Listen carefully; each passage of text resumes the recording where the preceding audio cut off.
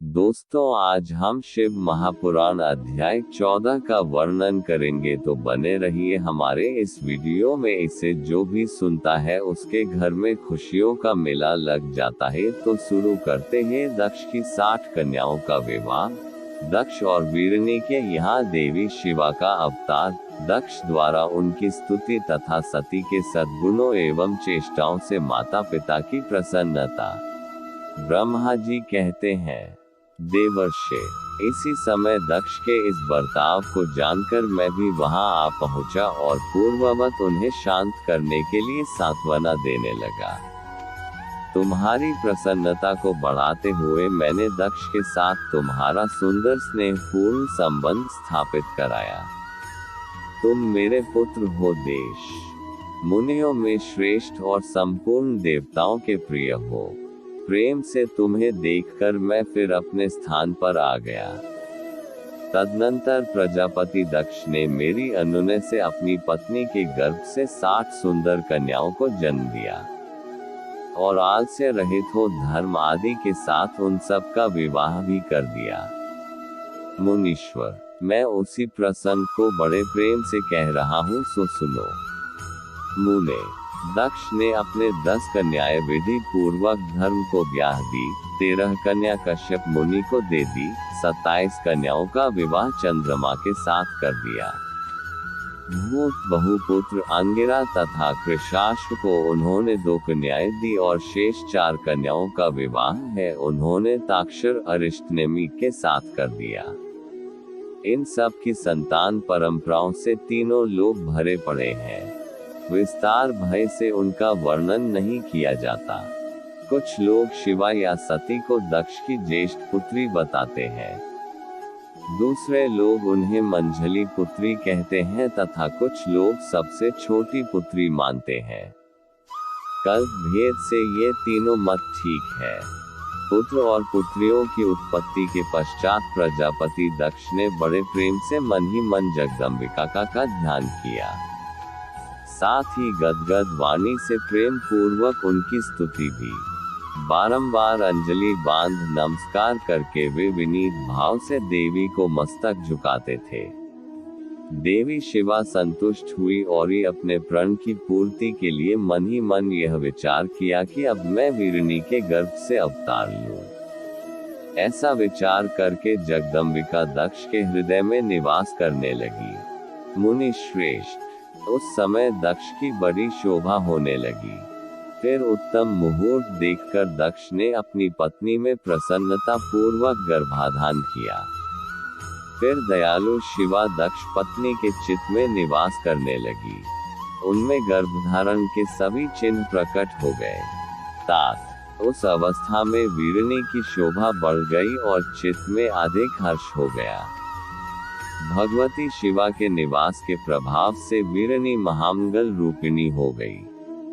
दक्ष ने अपने कुल संप्रदाय, वेद ज्ञान और हार्दिक उत्साह के अनुसार प्रसन्नता पूर्वक पुंसवन आदि संस्कार संबंधी श्रेष्ठ क्रियाएं संपन्न की। उन कर्मों के अनुष्ठान के समय महान उत्सव हुआ। प्रजापति ने ब्राह्मणों को अपनी इच्छा के अनुसार धन दिया। इस अवसर पर वीरनी में देवी का निवास हुआ जानकर श्री विष्णु आदि सब देवताओं को बड़ी प्रसन्नता हुई। उन सब ने वहां आकर जगदम्बा का स्तवन किया और समस्त लोगों का उपकार करने वाली देवी शिवा को बारंबार प्रणाम किया। वे सब देवता प्रसन्नचित हो दक्ष प्रजापति तथा वीरनी की भूरी भूरी प्रशंसा करके अपने स्थान को लौट गए। नारद, जब 9 महीने बीत गए तब लौकिक गति का निर्वाह कराकर 10वें महीने के पूर्ण होने पर चंद्रमा आदि ग्रहों व ताराओं की अनुकूलता से युक्त सुखद मुहूर्त में देवी शिवा शीघ्र ही अपनी माता के सामने प्रकट हुई। उनकी अवतार लेते ही प्रजापति दक्ष बड़े प्रसन्न हुए और महान तेज से देदीप्यमान देवी को देख उनके मन में यह विश्वास हो गया कि साक्षात वे शिवा देवी मेरी पुत्री के रूप में प्रकट हुई है। उस समय आकाश में फूलों की वर्षा होने लगी और मेघ जल बरसाने लगे। मुनेश्वर, शिवा के जन्म लेते ही संपूर्ण दिशा में तत्काल शांति छा गई। देवता आकाश में खड़े हो मांगलिक बाजे बजाने लगे। अग्निशालाओं की बुझी हुई अग्नि सहसा प्रज्वलित हो उठी और सब कुछ परम मंगलमय हो गया। वीरनी के गर्भ से साक्षात जगदम्बा को प्रकट हुए देख दक्ष ने हाथ जोड़कर नमस्कार किया और भक्तभाव से उनकी बड़ी स्तुति की। बुद्धिमान दक्ष की स्तुति करने पर जग माता शिवा उस समय दक्ष से इस प्रकार बोली, माता वीरनी न सुन सके। देवी बोली, प्रजापति, पुत्री रूप में मुझे प्राप्त करने के लिए मेरी आराधना की थी, मनोरथ आज सिद्ध हो गया, तुम कुछ तपस्या के करो। तो ऐसा कहकर देवी ने अपनी माया से शिशु रूप धारण कर लिया और शिशुओं का भाव प्रकट करती हुई वे वहां रोने लगी।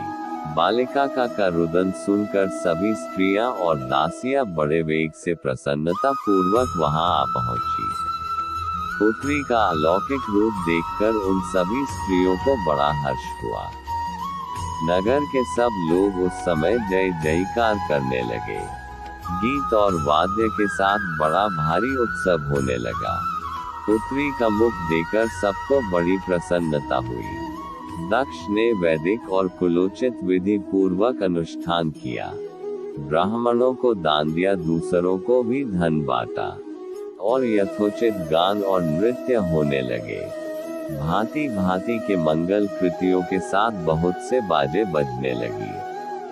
कुछ समय बाद दक्ष ने समस्त सद्गुणों की सत्ता से प्रशंसित होने वाली अपनी उस पुत्री का नाम प्रसन्नता पूर्वक उमा रखा। तदनंतर संसार में लोगों की ओर से उसके और भी नाम प्रचलित किए गए, सबके सब महान मंगलदायक तथा विशेष है, समस्त दुखों का नाश करने वाले हैं। वीरनी और महात्मा दक्ष अपनी पुत्री का पालन करने लगे तथा वह शुक्ल पक्ष की चंद्रकला के समान दिनों दिन बढ़ने लगी। उत्तम गुण उसमें उसी तरह प्रवेश करने लगे। उसके बाद चंद्रमा में भी समस्त मनोहारी कलाएं प्रविष्ट हो जाती हैं। दक्ष कन्या सखियों के बीच बैठी रहती, तब अपने भाव में निमग्न होती थी, तब भगवान शिव की मूर्ति को चित्रित करने लगती थी। मंगलमय सती जब उचित सुंदर गीत गाती हर एवं रुद्र नाम लेकर भगवान शिव का स्मरण किया करती थी। फोल्डेड हैंड्स, ओम नमः शिवाय गुलाब। तो आज के वीडियो में बस इतना ही, मिलते हैं नेक्स्ट वीडियो में। धन्यवाद।